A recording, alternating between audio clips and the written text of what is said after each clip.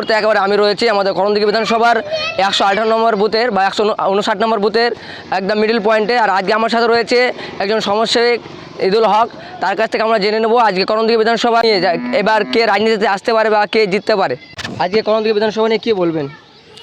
দেখুন, করণদিঘি বিধানসভা নিয়ে কিছু বলার নেই আমাদের।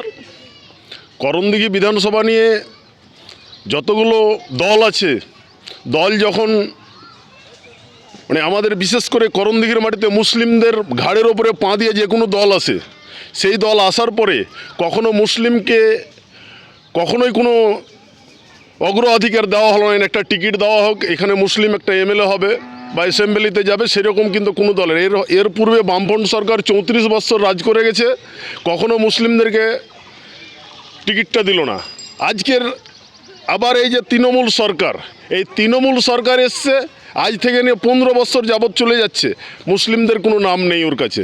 শুধু মুসলিমদেরকে প্রলোভন দেওয়া হয়, শুধু মিথ্যা প্রতিশ্রুতি দেওয়া হয়, বাস এইটুকুই। অন্য কি আর বলবো? টিএমসি বলে কিছু নেই, মানে এটা হচ্ছে শুধু লুটমার, মানে এটা হচ্ছে শুধু লুটমার করার জন্য এরা টিএমসি যাকে বলে। টিএমসি বলে কিছু নেই। মানুষ এবার টিএমসিকে চায় না।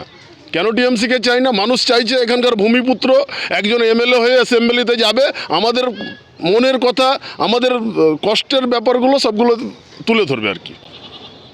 কী বলবেন? আজকে আমরা দেখতে পাচ্ছি আমাদের একজন ভূমিপুত্র সিপিএম দাঁড়িয়েছে, শিহাবুদ্দিন, সেখানে কী বলবেন? দেখুন, তাকে নিয়ে আমার কিছু বলার নেই। তিনিও ব্যক্তি হিসেবে তিনি ভালো। মানুষ কি রায় দেবে আমি জানি না, এটা ওনার কথা বলতে পারবো না, কিন্তু ব্যক্তি হিসেবে ভালো। আমি ওনার সাথে থেকেছি অনেক দিন।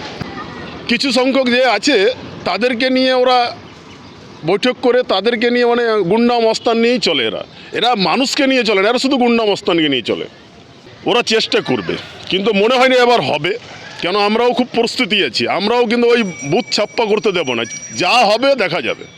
আমরা চাইছি শান্ত শৃঙ্খলা বজায় রেখে যেন ভোট পোলিং হয়।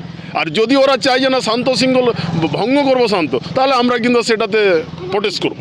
আমরা বসে থাকবো না, আমরা প্রোটেস্ট করব। আপনার নাম? আমার নাম ঈদুল হক। আমার বাড়ি হচ্ছে করণদিঘি থানা, জিপি হচ্ছে লাউতড়া 1, বাড়ি গ্রাম হচ্ছে উত্তর দুর্লভপুর, মানে কেশবপুর। আচ্ছা, ঠিক আছে।